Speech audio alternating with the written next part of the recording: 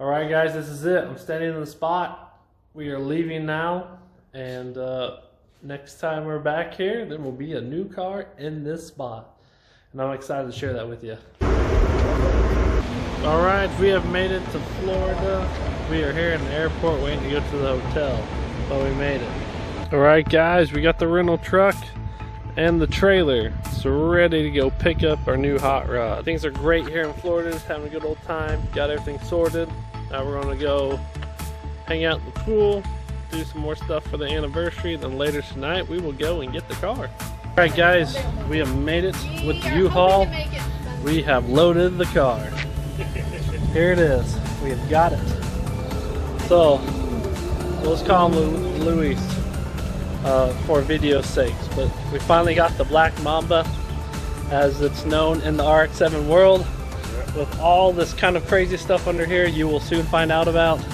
But now we need to drive 34 to 36 or 7 or 8 hours home to get it to the garage so we can start working on it.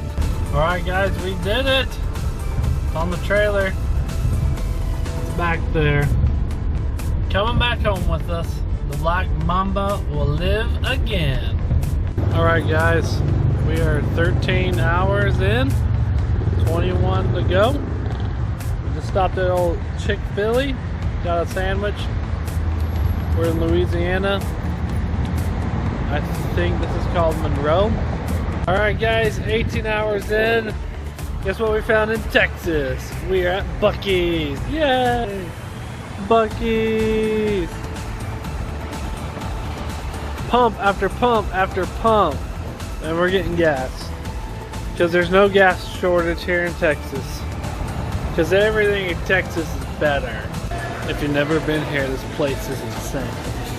Food, drinks, food, drinks, food, drinks, food, drinks, food, drinks, food, drinks, clothes. 4 hours in, we're making it.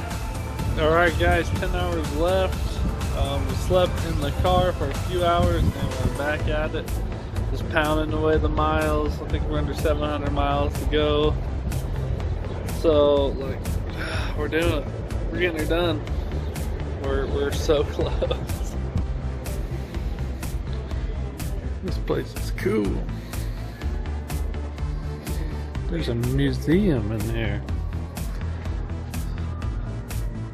with all the classics. So cool. All kinds of stuff.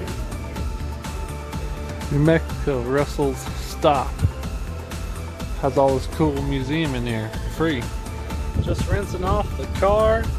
We just got it here 38 hours later.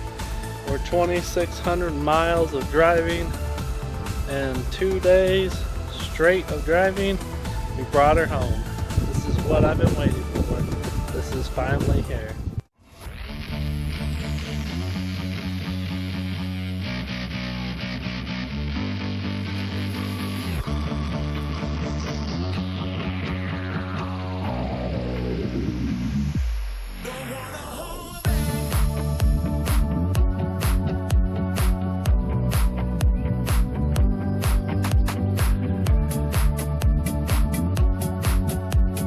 Just soaping her up, getting her all the dust and the road grime and traveling dirt off. We can get it inside and fix it.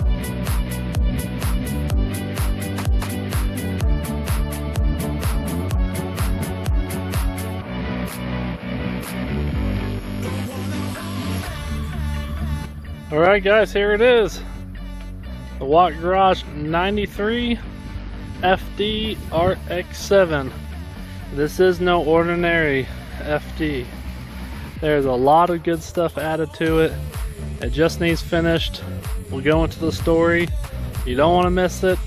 Find out what is under that hood because it is amazing. Find out all the drivetrain stuff from the transmission to the rear diff that's on here and all the extras. Alright guys, here it is. The 93 FD RX7 with a 3-rotor.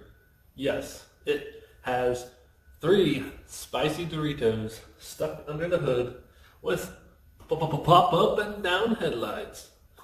Thanks Donut Media. I turned down a Lamborghini to get this car. In the market looking for some new cars to spice things up on the channel and to really take it to the next level. We got crazy things going on. We're not afraid to make it work. So I was looking at 15 Huracan, which was, funny enough, in Miami, over by Miami in Florida, and the guy just would not send me a certain picture of the damage I wanted to see. I'm not afraid to fix it and get it together. It was going to cost me $16,000 or $18,000 to get it fixed and get the new door and get a rim and things like that, because it was a wrecked 15 Huracan, but that left it open for me to do other stuff with it and have more value on the top end once it's fixed and done right. So that guy just would not come through. Being a flake, and if I want to spend that much money, you don't do that. You just don't do that. So I hit up my cousin who has a couple RX7s himself. Hey, I was looking at the Lamborghini, like I'm thinking about doing an RX7, might as well. They're pretty hot right now. I've always wanted one. Like, do you have one? Do you know anyone selling one? Do you have any friends that have one? So he's in a kind of high-end private RX7 group. And within a day, this car was found, and the option of possibly selling it opened up. It's an unfinished project. He has some health issues and is getting older, and he can't get things done on it like he wants to get it done. And it's been sitting for a few years in his garage, just taking up some space. So he finally pulled the trigger and he let me purchase the car, which is awesome. And he gave me an awesome deal. It's a very nice car. It's a clean title, left-hand drive, has, you know, no issues, no rust.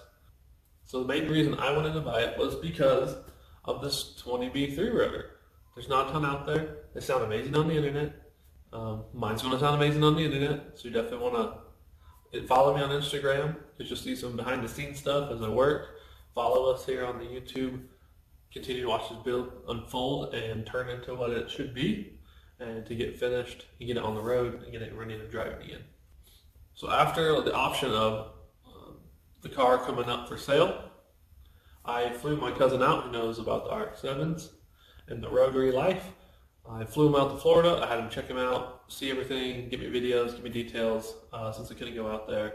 And he knew more about it, so let the guy who knows more about it do it, and give you some help. So he checked it out. He felt like it was a fair deal. There's a lot of good stuff here. There's a lot of high-end parts, name brand parts. Like, he's trying not to take any shortcuts. He's keeping AC. They did an RX8 AC swap setup and like a whole bunch of stuff. They're trying to make it legit. And the interior looks super nice, and dash looks great, the seats look great. Like, I'm just blown away how nice it all is, like I said, for being as old as it is. Next day, we did a wire transfer. A couple days later, the title showed up to my house.